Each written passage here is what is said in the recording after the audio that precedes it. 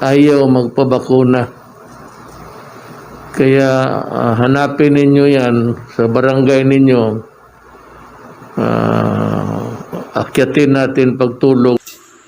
Hello guys, so re-reaction na natin yung mga sinasabi ni Duterte tungkol dito na akyatin ang mga tao at turukan. So which is, meron po tayong batas tungkol dito at ito ay inaaprubahan ng ating Pangulo. So, very important section ang ating babasahin dito. Meron tayong 3 section sa batas na to. No?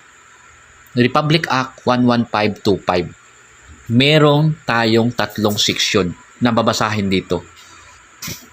Unang-una, no, section 2. Nakasaad dito na ang bakuna ay tanging experimental lamang at sumailalim pa rin hanggang ngayon sa clinical trials. So, ibig sabihin, hindi po safe ang vaccine. Ito po ay maaaring may masamang maidudulot sa ating katawan. So, kung bakit tayo pipilitin? Yun ang hindi ko maintindihan ng ating Pangulo. At ito, merong waiver. Section 8. Immunity from liability. So, ibig sabihin guys, no? Walang pananagutan ang sinumang nagsagawa ng vaccination kung ano ang mangyari sa ating katawan, kung ano ang mangyari sa atin in the future. So, wala po tayong assurance dahil ito po, unang-una sa section 2, nakasaad dito na tanging experimental lamang ang vaccine na to at hanggang ngayon ay sumailalim pa rin sa examination sa mga klinika. 'Di ba? At section 2 at section 12, no, ang vaccine card ay hindi mandatory in any transaction sa gobyerno or sa edukasyon or sa trabaho. So bakit tayo pipilitin?